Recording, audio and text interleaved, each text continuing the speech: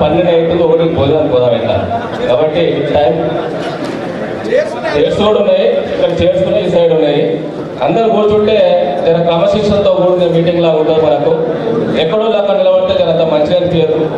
కాబట్టి మిత్రులందరికీ విన్నవిస్తున్నారు, అందరూ కూడా కూర్చోవాలని కోరుతున్నారు. కుర్చీలు లేవంటే ఈ సైడ్ వచ్చి కూర్చోండి, లేదంటే కుర్చీలు వేపిస్తారు ఈ సైడ్. అశోక్ గౌడ్ గారు వేదికపై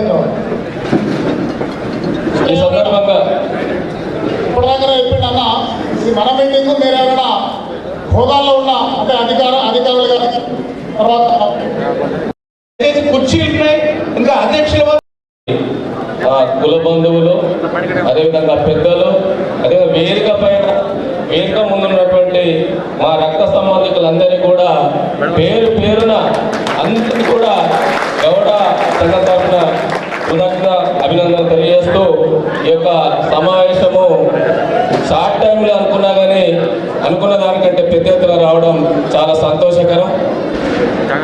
ప్రతి కులానికి కూడా ఒక సంఘం ఉంటుంది, అందులో మన సంఘం కూడా ఒకటి. కానీ వేరే కులాలకున్న సంఘానికి మన సంఘానికి తేడా ఏంటంటే వృత్తిపైన ఆధారపడి వృత్తితో జీవించే కులం ఉన్నది. కాబట్టి ఈ యొక్క సంఘం సక్సెస్ కావడానికి అవకాశం ఉంటుంది.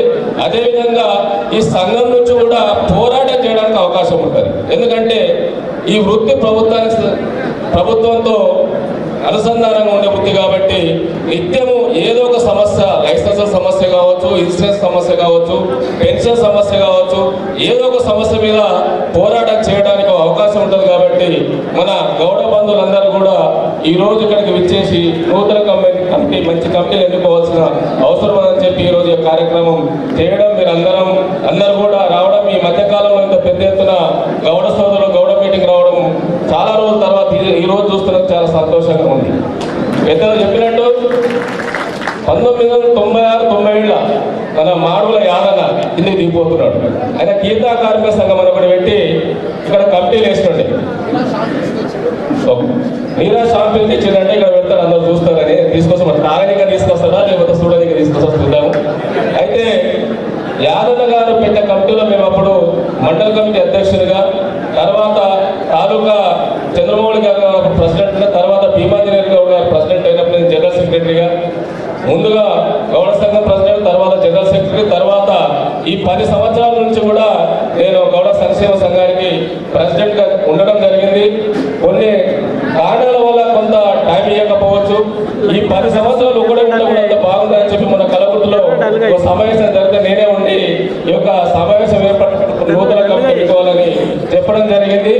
ఇప్పుడు ఎన్నుకున్న కమిటీ మాత్రం 2 సంవత్సరాలకు మాత్రమే ఉంటుంది. ప్రతి 2 సంవత్సరాలకు కమిటీ మారుతూ ఉంటుంది. కాబట్టి ఈసారి కాదు, వచ్చేసారి అయితే ఒకసారి కాదు, ఒకసారి అవుతారు. కాబట్టి దీనికి పెద్ద పోటీతత్వం లేకుండా సామరస్యంగా అందరూ కూడా ఈ కమిటీ ఎన్నుకోవడానికి అందరూ సహకరించాలని సపోర్ట్ ద్వారా తెలియజేస్తుందిగా కోరుతా ఉన్నాను.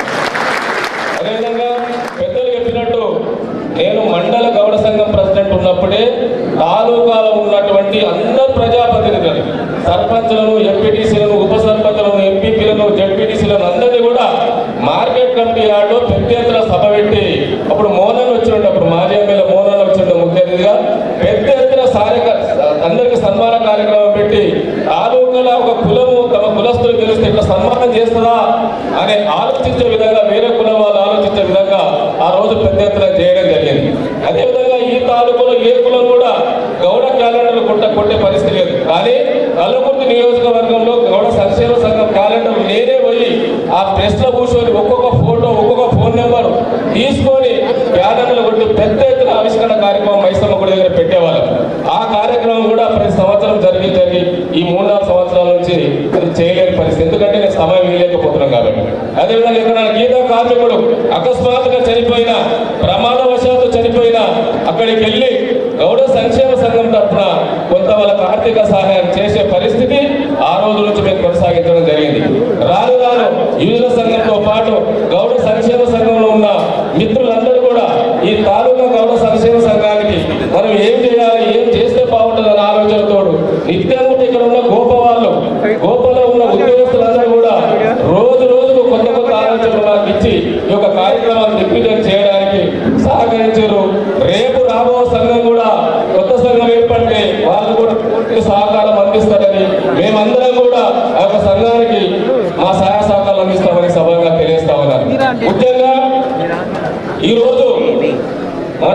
సంక్షేమ సంఘం అనేది ఏదో పేరు కోసమో కులంలో నేను పెద్ద మనిషి ఉండాలనో నేను కుల పెద్దనైతే నన్ను గౌరవిస్తానో లేకుండా పోతే కుల మర్యాదలు ఏమన్నా నాకు మంచి ముందర కూర్చేసిందో మందో ఏదో దావతిస్తారనో కాదు. సంఘం అధ్యక్షుడైన తర్వాత ఈ నియోజకవర్గంలో ఎన్ని మండలాలు ఉన్నాయి, ఎంతమంది లైసెన్స్ వాళ్ళు ఉన్నారు, ఎంతమందికి లైసెన్స్ రావాలి, టీఎఫ్టీ లేనున్నవి, సొసైటీ లేనున్నవి, ఇంకా ఏ ఊళ్ళకు టీఎఫ్టీ లైసెన్సులు కావాలి, ఏ ఊళ్ళో సొసైటీ ఆలోచన చేసి వాళ్ళకందరూ కూడా లైసెన్స్ చేయడానికి పోరాటం చేయాల్సిన అవసరం ఇప్పుడు చేయాలని తప్పగా తెలియజేస్తా ఉన్నాను.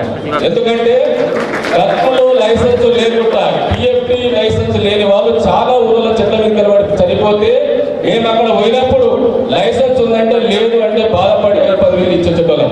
కానీ నేను మా పెద్దలందరూ తీసుకొని పద్మారావు గారి దగ్గరికి లోకల్ శాసనసభ్యులు తీసుకొని ఆ శాసనసభ్యుడు మన క్యాస్ట్ కాకుండా తీసుకొని పోయి పద్మారావు గారితో పాటు ఉన్నతాధికారులకు ఇక్కడ ఉన్న గౌడ పెద్దలందరితో పాటు నేను వాళ్ళు కూడా లేని సమయంలో కూడా వాళ్ళు కూడా మాటలో వాళ్ళు కూడా చాలా సార్లు పోవడం జరిగింది. మేము పోయి వినతి పత్రాలు ఇచ్చి అన్ని చేసిన తర్వాత ఈ మధ్యలో శ్రీనివాస్ గౌడ్ గారు మంత్రి అయినాక చాలా మందికి లైసెన్స్ రావడం జరిగింది. ఇంకా కూడా లైసెన్స్ రావాల్సిన అవసరం ఉంది. మనం ఇప్పుడు ఇంతకుముందు 560 జీవో ప్రకారం ప్రతి ఊరికి ఒక సొసైటీ ఇవ్వాలి. ఒక సొసైటీలో ఊర్లో 5 ఎకరాల భూమి ఇవ్వాలి. అక్కడ ఉన్న ప్రభుత్వ భూమి గుర్తించి ప్రభుత్వానికి ఆ జీవో కింద మనం అప్లై చేసినట్టయితే అక్కడ ఆ చెట్లు పెట్టుకోవడానికి అవకాశం ఉంటుంది. కాబట్టి మన దగ్గర భూములు ఇచ్చింది తక్కువనే. ఈ రాష్ట్రంలో 439 సొసైటీలకు భూములు ఇస్తే ఎక్కువగా జీవనోపాధి కలిగి అల్లు మీద బతికే ఈ యొక్క కలవకుర్తి నియోజకవర్గంలో మనకి ఇచ్చిన చాలా తక్కువ ఉంది. రాబో రోజుల్లో కూడా ఆ జీవో ప్రకారం మనకు భూములు ఇచ్చే విధంగా ఇప్పుడు ఈ వర్షకాలు ఇప్పుడే స్టార్ట్ అయ్యారు కాబట్టి మీకు చెరువుల పక్కపొడి కానీ వాగులలో కానీ ప్రభుత్వ భూములలో కానీ ఒక కార్యాచరణ తీసుకొని పెద్ద ఎత్తున ఈత చెట్లు తాటి చెట్లన్నీ కూడా పెట్టాల్సిన అవసరం ఉందని సభగా తెలియజేస్తా ఉన్నారు. అదేవిధంగా ఇతరులందరూ కూడా ఈ రోజు ప్రభుత్వం ఈత కార్మికుడు చెప్పేదానికి కొనికే నడిచిపోవడం సైకిల్ మీద కాకుండా మోపెడ్ గజ్జ చిట్టమ్మ గారు వేదిక మీద కావాల్సిందా కోరుతున్నాను. ఈత కార్మికుడు నడిచిపోకుండా సైకిల్ మీద పోకుండా ఉన్న మునుగోడు ఎలక్షన్లోనే కేటీఆర్ గారు మాట ఇవ్వడం జరిగింది. మోపెడ్ వెహికల్స్ అందరికి కూడా టీవీఎస్ ఇస్తాము, మోపెడ్ ఇస్తామని చెప్పి ఇప్పటికి కూడా కార్యరూపం దాల్చలేదు. దానికి కూడా మనం పోరాడాల్సిన అవసరం ఉంది.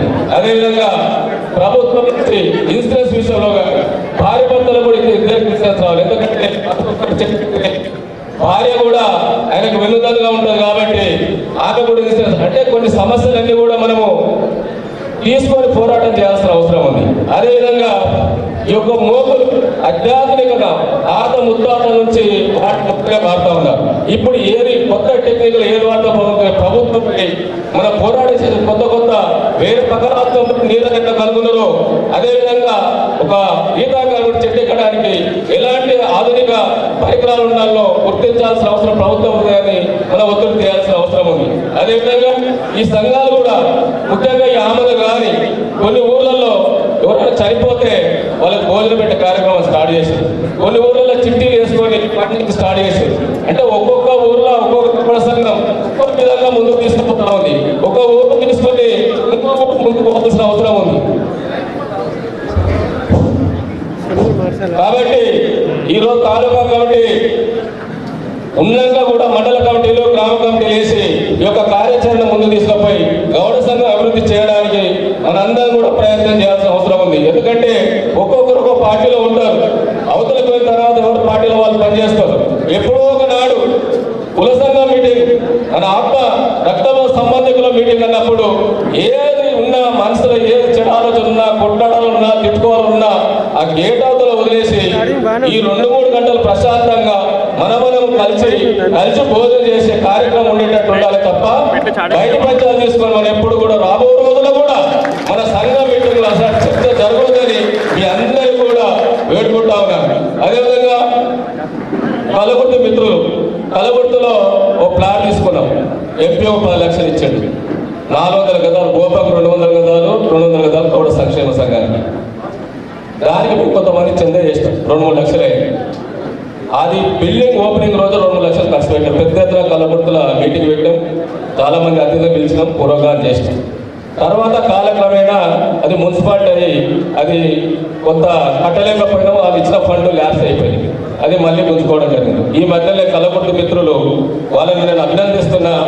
పెద్ద ఎత్తున 270 మంది ఏకమై ఒక్కొక్కరు 10,000 రూపాయలు జమ చేసుకొని ఆ యొక్క బిల్డింగ్ కట్టడానికి ఆ మున్సిపల్ చైర్మన్ ఇట్లీడో చూద్దామని చెప్పి రిక్వెస్ట్ చేసి బతుకులాడించో భయపట్టించో ఒక హామీ తీసుకోవడం జరిగింది.